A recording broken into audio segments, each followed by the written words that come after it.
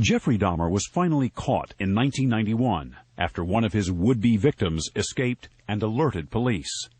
What was discovered in Dahmer's apartment was horrifying. Body parts in a barrel, a human head in a refrigerator. When he confessed, the gruesome details were almost impossible to comprehend. What was it, Jeff, that took you over the edge, do you think, and made you take this from the world of fantasy into reality? From 15 on, I had this reoccurring fantasy of meeting a hitchhiker on the road and of taking him hostage and doing what I wanted with him. About 3 years later, I was 18 years old, driving home. I saw this hitchhiker about a mile from my house. Thought to myself, should I stop and pick him up or should I just keep on going? I wish I just kept on going, but I didn't. I turned around, picked him up, and that's when the nightmare became a reality. It just seemed so bizarre to me that this obsession that I had been thinking about and wanting, just all the parts are there, and they make it possible to make it happen. What happened after you took him to the house? The house was empty. My mother was up in Chippewa Falls with her family, and my dad was living in a rented motel about 5 miles away due to the divorce. And I pretty much had the place to myself. I was drinking a lot during that time, and just, I don't know, looking for something to, some way to find some fulfillment, some pleasure. And I acted on my fantasies, and that's where everything went wrong. This was the summer of 1978 when you took your first victim. Right. Once it happened the first time, it just seemed like it had control of my life from there on in. The second occurrence was 1984, roughly. And I met this guy at one of the bars, downtown Milwaukee bars. We went back to the hotel, just planning on getting drunk. I had put some sleeping pills in his drink to render him unconscious. And was just going to spend the night with him. When I woke up in the morning, my forearms were bruised, and his chest was bruised, and blood was coming out of his mouth. He was hanging over the side of the bed, and I have no memory of beating him to death, but I must have. And that's when it all started again.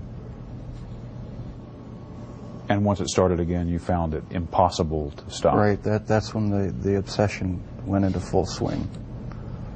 Did you ever tell yourself, I have to stop this?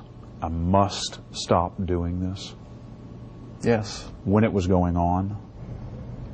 After the second time, it seemed like the compulsion to do it was too strong, and I didn't even try to stop it after that.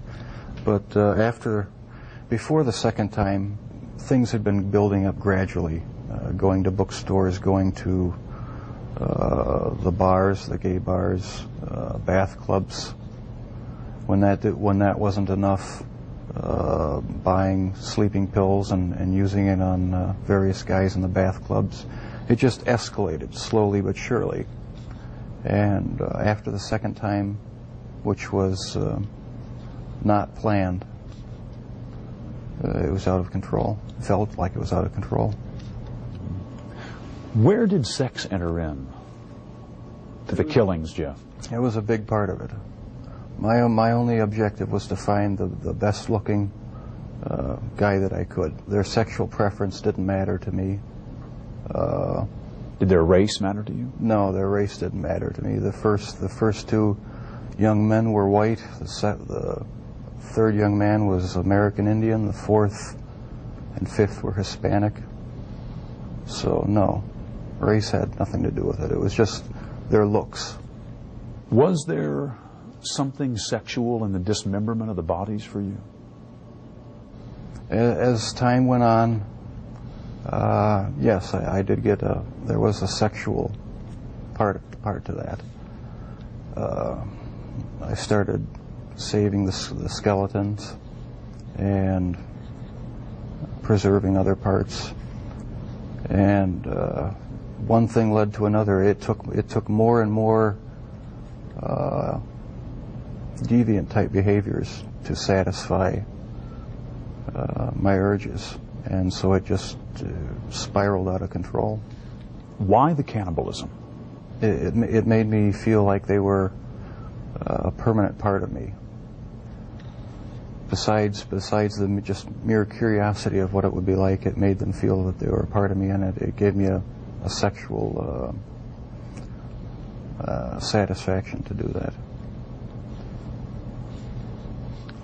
Was it the killing that excited you, or is it what happened after the killing? No, the killing was just a means to an end. That was the least satisfactory part. I didn't enjoy doing that.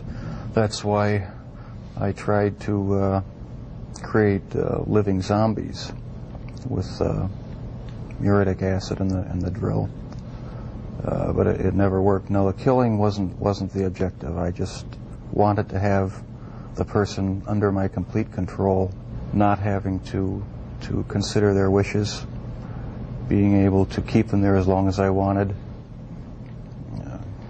It's not easy to say that, but that's what the motive was. Where did that need for control come from? Do you have any idea? I don't know. Maybe I felt I had no control as a child or young adult, and that got mixed in with my sexuality, and I ended up doing what I did was my way of feeling in complete control, at least for that situation, creating my own little world where I had the final say, finding the best looking guy that I could, and having total mastery over him for as long as I wanted. Lust played a big part of it, controlling lust. That was the motive right there. A lot of this came out in the course of the trial. Obviously, both of you sat through this. Have the two of you sat down and talked about these things before? No, not in depth.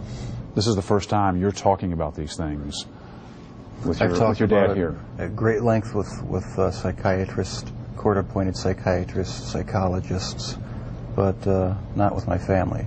We learned everything at the trial and in the confessions and that sort of thing after the fact. The two of you never really communicated all that much, did you, father and son? Not on any deep level, no. We talked about superficial things. Never really had a real deep heart-to-heart talk about what was going on inside our own minds. I was always a very private person. I didn't like to open up and share anything with anyone. I like to keep my thoughts to myself. Why do you think that was? Because from about 15 years on up, a great deal of my thoughts were basically unshareable with anyone. So I just closed myself off and put on a mask of normalcy. Coming up. Were you surprised to read that about your dad? Very surprised. I suppose everyone has their secret thoughts.